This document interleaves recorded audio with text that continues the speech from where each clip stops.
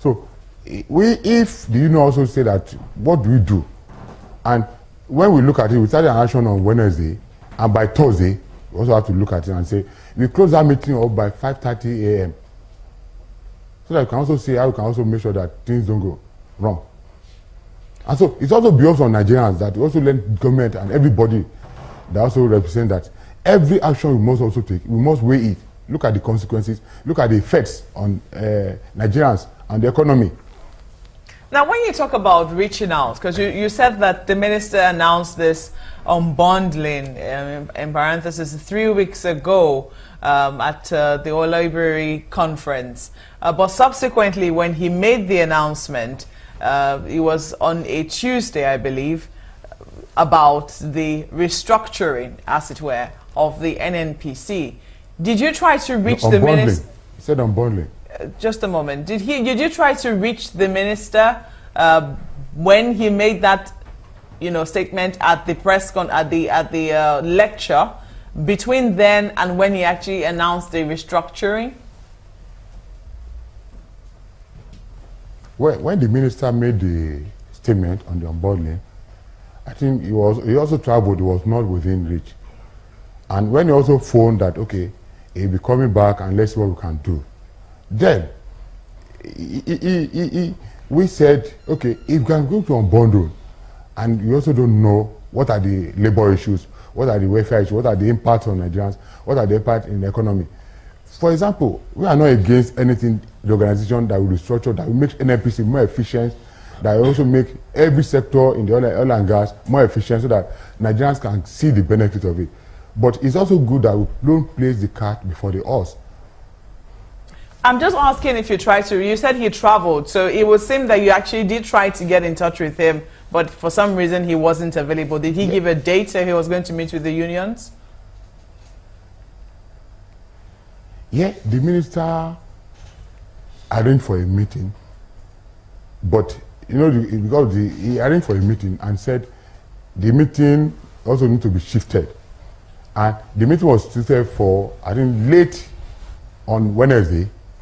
And so by the time you also now arrange that, okay, this meeting cannot take place on Wednesday, that's going to be 8 a.m., 7 a.m. What Wednesday earlier. Is that? Is it the Wednesday this week? Wednesday that just passed? 2 days ago? Yes.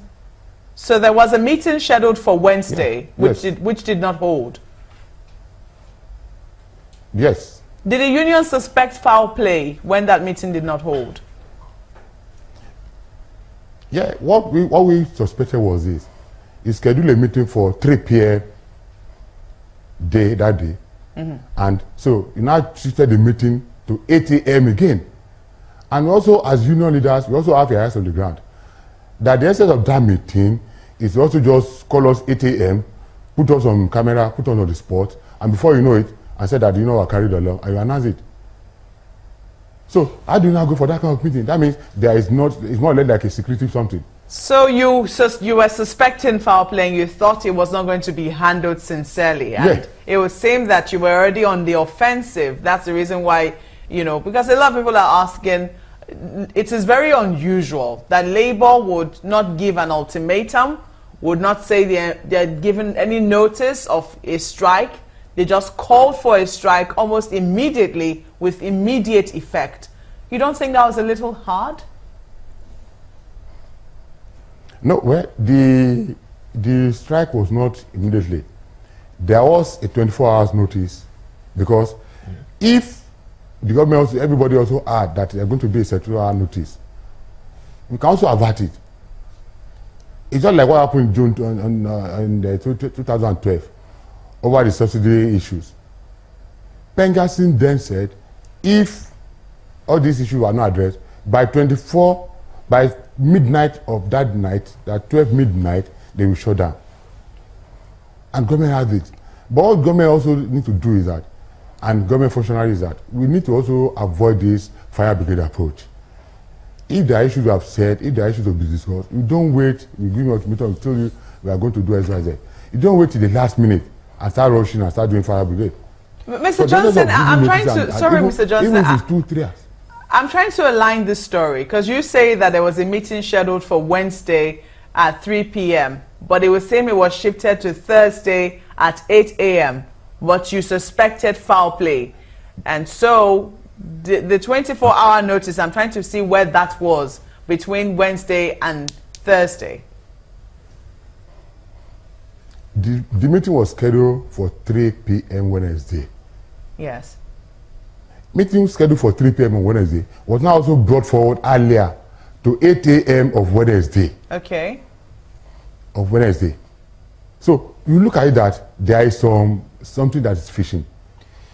So we suspected that there is an intention to also put the union on the spotlight and now go and say that yes, I carried along. So when did the unions decide? When did the unions decide that they were going to go on strike? Because we understand that there was a meeting between Tuesday night into the wee hours of Wednesday morning. When was that 24-hour notice given?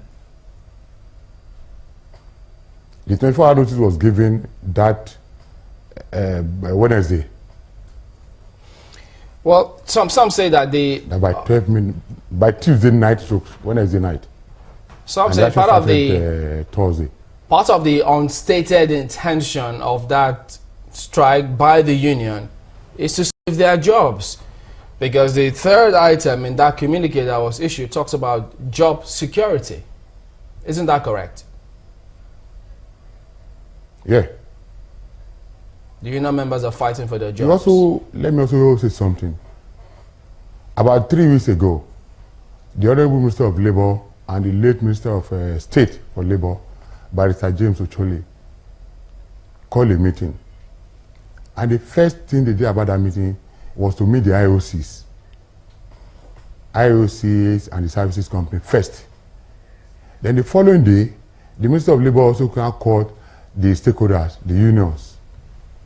So the third or fourth day, we now had a parley where the IOCs, the unions, the service sector, interior, government functionaries, government agencies were also called for a meeting. So you can see the level of engagement the Minister of Labour did to avoid crisis. And the essence of that meeting was this. Now, due to the fall in crude oil prices, there have been times that crude oil prices have gone above $9 per barrel. And so, if the main thrust of the government is to have job creation, and the minister said that's the main thrust, but because of the fall in oil prices and the economy, the jobs you have, let us see how you can keep it. And let's see how both the employers and the employees can also sue for a way we can have sacrifices. And he now set up a committee to be headed by the late Barrister James Ocholi. And the inaugural meeting was held about a week plus ago. So after that meeting, now give them a 8 weeks timeline that let them go and look at the issues, and so that we can also reconvene and come back.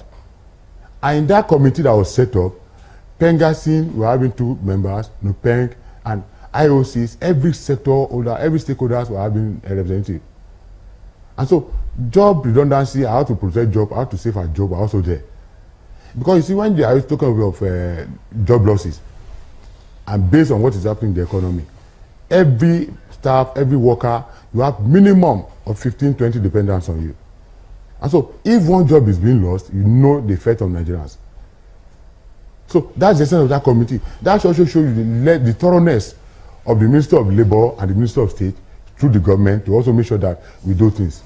So and the president has said that for him, he doesn't want crisis in the industry, in the country.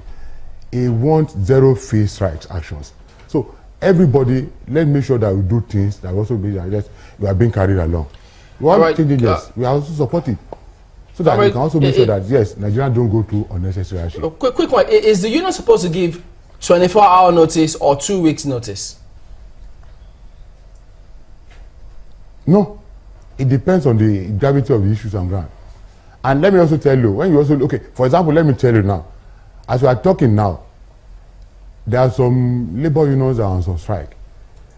But oil and gas, we also know that due to the critical nature of oil and gas, we don't like holding the nation to ransom. And that's why we also have to look for you to also suspend it. But the government will also look at it that it's not only oil and gas. If there are other sectors, other unions that are on strike, the same way they handle oil and gas issues, Pengassan to Peng issue, they should also handle it that way.